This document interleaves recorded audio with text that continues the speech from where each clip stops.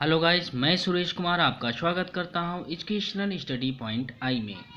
मैं आज पुनः S C R T science जो इकाई 3 यानी चैप्टर 3 लेकर आया हूं, अम्ल क्षार एवं लवण।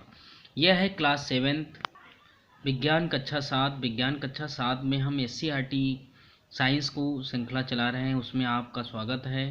और इससे पहले हमने कई सारी वीडियो अपलोड कर दिए हैं S C R T science की 6, 7, 8, तो वो सारे वीडियो आप देख लेना ताकि आपको विज्ञान की सही समझ विकसित हो सके। कोई भी कम्पिटिटिव एग्जाम हो, साइंस में कोई भी प्रश्न आपसे नहीं छूटेगा। आइए चलते हैं इकाई 3 की ओर। ये पार्ट फर्स्ट है। पार्ट फर्स्ट में अम्ल क्षार लवण आपको हम सबसे पहले क्या बताएंगे, अम्ल एवं क्षार की प्रकृति की उपस्थिति का वर्णन करेंगे। ऑक्साइड बनना, अम्लीय ऑक्साइड व भास्मिक ऑक्साइड क्या है, क्षार बनना, अम्ल क्षार के विशिष्ट गुणों को बताएंगे। घरेलू औद्योगिक क्षेत्र में अम्ल क्षार व लवण का उपयोग को बताएंगे। तो आप जानते हैं हम अपने दैनिक जीवन में बहुत से पदार्थों का उपयोग करते हैं, जैसे नींबू है, इमली है, सिरका है, नमक है, चीनी है आदि। ये सभी हम इसका उपयोग करते हैं। इनका स्वाद एक समान होता है या अलग अलग होता है, इनका एक समान नहीं होता है। ये सारी वस्तुएं कैसी हैं स्वाद में देखा जाए तो कुछ खट्टी हैं, कड़वी हैं, मीठी हैं, नमकीन हैं आदि प्रकार की हो सकती हैं। तो देखो आगे सारणी बनी हुई, सारणी से देखें। नींबू का स्वाद खट्टा होता है, सिरका का स्वाद खट्टा होता है, चीनी मीठी होती है, दही खट्टा होता है, नमक नमकीन होता है, खाने का सोडा नमकीन होता है, केला मीठा होता है, इमली खट्टी होती है, कच्चा आम खट्टा होता है।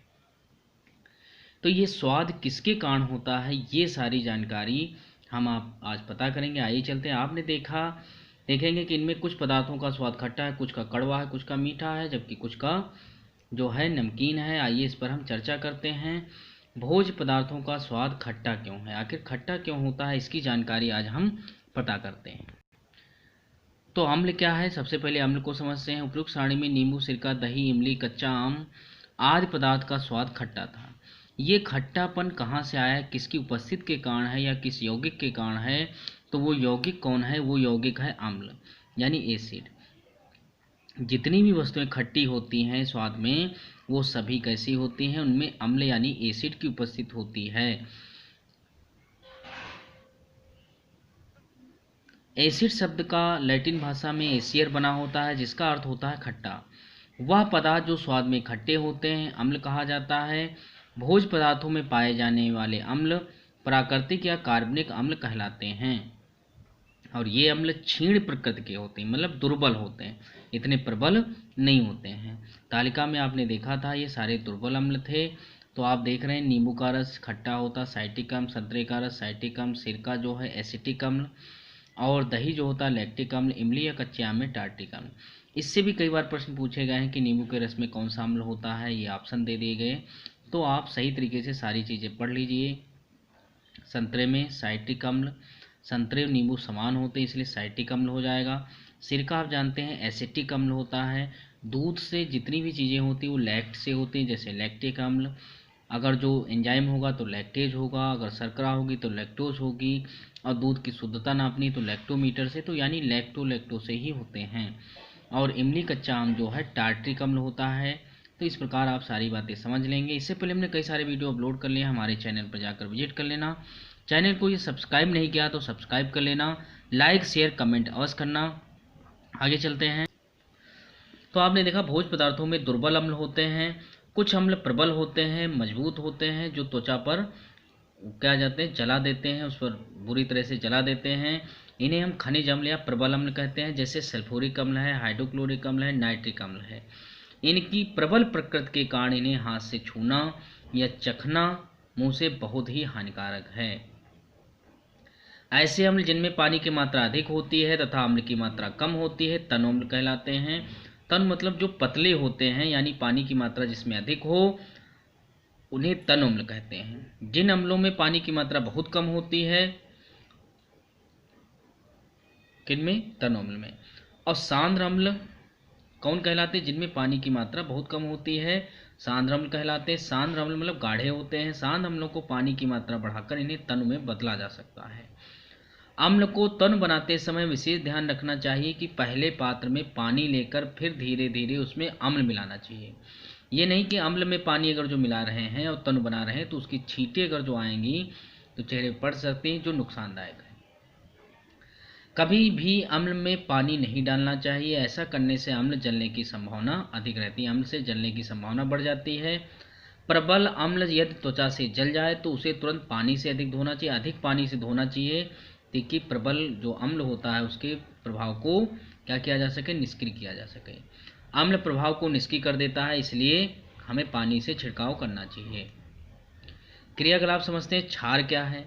खाने का सोडा सूद में कैसा होता है? स्वाद में कड़वा होता है। यदि आपने विलेन को अपनी अंगुलियों के बीच में रगड़ें तो यह साबुन जैसा चिकना लगता है, यदि इसी को आप रगड़ेंगे तो चिकना होगा साबुन की तरह। तो ऐसे पदार्थ जिनका स्वाद कड़वा होता है, जो स्पर्श करने पर साबुन जैसे लगते हैं, भस्म या क्षारक या बेस कहलाते हैं। और जो भस्म क्षारक जल में अत्यधिक घुलनशील व होते हैं वो क्षार यानी एल्कली कहलाते हैं, जैसे सोडियम हाइड्रोक्साइड, पोटेशियम हाइड्रोक्साइड, चूने का पानी जिसे कैल्शियम हाइड्रोक्साइड कहते हैं। अतः ये सभी क्या है? क्षार यानी भस्म हैं। परंतु सभी भस्म क्षार नहीं होते हैं, जो जल में अधिक घुलनशील होते हैं उन्हीं को हम क्षार कहते हैं। तो आपने अम्ल और क्षार को समझा। इस प्रकार आगे चलते हैं, अम्ल क्षार कैसे बनते हैं इनकी भी चर्चा करते हैं। तो ये एससीईआरटी बुक है, इससे आपको अगर जो इससे फैक्ट टू फैक्ट सारी बातें पढ़ते हैं तो कहीं से भी अगर एग्जामिनर के द्वारा कोई भी प्रश्न बनाया जाए, हर प्रश्न का उत्तर आप देने में सक्षम हो जाते हैं। और अगर जो सिर्फ सीरीज क्वेश्चन सीरीज को सिर्फ हल करते हैं तो क्या होता है, सारी बातें आपकी स्पष्ट, केवल क्वेश्चन सीरीज से सारी बातें स्पष्ट नहीं हो पाती हैं, इसलिए पहले इस सारी चीज़ों को अच्छी तरीके से पढ़ना चाहिए। फिर क्वेश्चन सीरीज को जब हल करेंगे तो आप कोई भी प्रश्न मिस नहीं करेंगे, बहुत अच्छे तरीके से सारे प्रश्नों का उत्तर दे सकेंगे, चाहे कंपटीशन एग्जाम कोई भी हो, एनी कम्पिटिटिव एग्जाम। अब है ऑक्साइड का बनना। आखिर ऑक्साइड कैसे बनता है, अम्ल क्षार कैसे बनते हैं, ये आपने समझ लिया है। तत्वों के ऑक्साइड को समझना है। आइए ऑक्साइडों पर चर्चा करते हैं। ऑक्साइड का बनना, अब ऑक्साइड से क्लियर हो रहा ऑक्सीजन यानी O2 से जो क्रिया करेंगे वही ऑक्साइड बनाएंगे। लोहे के पेंच की, लोहे की खिड़की, दरवाजे, आपने देखा होगा जंग लग जाती है, भूरे लाल रंग की जंग होती। जंग वास्तव में लोहे व ऑक्सीजन के संयोग से बनती है और इस यौगिक का नाम होता है, यौगिक होता है आयरन ऑक्साइड। यानी ये कई बार पूछा गया है कि जो जंग होती है, जंग का रासायनिक नाम क्या होता है, तो आप कहेंगे आयरन ऑक्साइड, आयरन ऑक्साइड या फेरिक ऑक्साइड। जो लोहे की सतह पर ऑक्सीजन और नमी की उपस्थिति में बनता है। हमारे परिवेश में निरंतर अनेक रासायनिक क्रियाएं होती रहती हैं। इन रासायनिक क्रियाओं में सबसे साधारण एवं मुख्य रासायनिक क्रिया होती है जलना। कोयले को जलाने में जलाते हैं जब आप कोयले को, लकड़ी को, तो कार्बन डाइऑक्साइड गैस बनती है, ये भी एक रासायनिक क्रिया ही है। जैसे आपने लकड़ी या कार्बन या कोयला कोई चीज़ ली है, कार्बन ले लिया, कोयला ही कार्बन है और इसे ऑक्सीजन की उपस्थिति, बिना ऑक्सीजन के कोई चीज़ जलना नहीं है, यानी ऑक्सीजन की उपस्थिति में जलती है, इसीलिए हम इसे ऑक्सीकरण क्रिया कहते हैं। और जलती है तो बनती है कार्बन डाइऑक्साइड, और ये ऑक्साइड बन गया, यानी ये ऑक्साइड आपका बन जाता है। इसी प्रकार अन्य कोई तत्व हैं जैसे कैल्शियम है, सोडियम है, गंधक है, मैग्नीशियम है आदि भी हवा में जलते हैं, यानी हवा के ऑक्सीजन से क्रिया करते हैं, यौगिक बनाते हैं। तो यहाँ से परिभाषा निकल कर आती है, किसी तत्व और ऑक्सीजन से बने यौगिक को ऑक्साइड कहते हैं। यानी कोई तत्व हो, कोई धातु हो और चाहे अधातु हो, जब ऑक्सीजन से क्रिया करती है तो बनता है ऑक्साइड, इसी को हम ऑक्साइड कहते हैं। ऑक्साइड कितने प्रकार के होते हैं? सभी तत्व एक ही प्रकार के ऑक्साइड बनाते हैं ये नहीं है, भिन्न भिन्न तत्व भिन्न भिन्न प्रकार के ऑक्साइड बनाते हैं। अधातु व धातु दोनों तत्व ऑक्सीजन से क्रिया करके ऑक्साइड बनाते हैं। इस प्रकार ऑक्साइड दो प्रकार के बनते हैं, एक बनता है अम्लीय ऑक्साइड, एक बनता है भास्मिक ऑक्साइड यानी क्षारीय ऑक्साइड। अम्लीय ऑक्साइड धातु से बनता है जबकि क्षारीय ऑक्साइड क्षार से बनता है। क्षार से क्रिया करके जब ऑक्सीजन क्रिया करती है, यहाँ पर जो है धातुओं से जब ऑक्सीजन क्रिया करती है तो धात्विक ऑक्साइड बनता है, यानी क्या बनता है? अम्लीय ऑक्साइड। आइए हम प्रयोग से समझते हैं धातुओं और ऑक्सीजन के संयोग से अम्लीय ऑक्साइड कैसे बनते हैं। क्रियाकलाप से, एक कोयले का आप टुकड़ा लेंगे, उदहन चम्मच स्पून से आप क्या करें, उसे रखें, इसे तब तक करें गर्म करें जब तक जलने ना लगे। अब इसे ऑक्सीजन से भरे जार में ले जाएं। क्या देखते हैं कि जलता हुआ कोयला यानी कार्बन तेजी से जलने लगता है, कार्बन डाइऑक्साइड गैस निकलती है, यानी कार्बन और ऑक्सीजन दोनों जलने लगे, बना है कार्बन डाइऑक्साइड, यानी इस प्रकार ये कार्बन का ऑक्साइड बन जाता है। इस गैस को पानी में घोलें, घोल का परीक्षण करें, लाल लिटमस पेपर लाएं। लिटमस पेपर क्या है? लिटमस पेपर क्या होता है? ये सूचक होता है, अम्ल क्षार की जो पहचान करते उसे हम सूचक कहते हैं। तो लिटमस पेपर घोल का कोई प्रभाव नहीं पड़ता है। इस प्रक्रिया से समझ में आता है कि नीले लिटमस को हम ले जाते हैं, क्या देखते हैं? नीला लिटमस पेपर लाल हो जाता है, यानी लाल को ले गए कोई प्रभाव नहीं पड़ा, नीला को ले गए लाल हो गया। इससे ये निकला कि घोल में अम्ल उपस्थित है, क्योंकि जब नीला लाल हो जाएगा तो होता है नीला लिटमस पेपर लाल हो जाता है, तो इससे ये पहचान होती कि अम्ल है। और यदि लाल पदार्थ नीला हो जाए लिटमस पेपर तो आप समझेंगे वो क्षार है। तो यहाँ पर हो रहा है नीला से लाल, तो यानी आप समझेंगे वो अम्ल है।